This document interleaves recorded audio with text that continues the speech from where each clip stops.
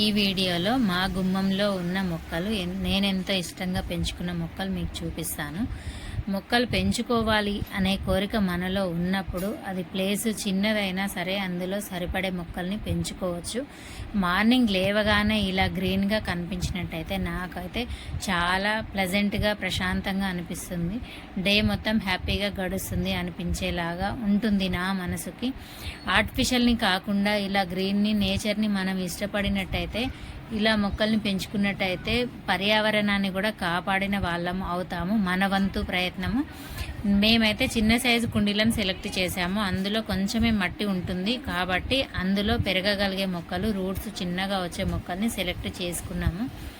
ఇవి గోరింట మొక్కలండి. ఇందులో 3-4 కలర్స్ అయితే ఉన్నాయి మా దగ్గర.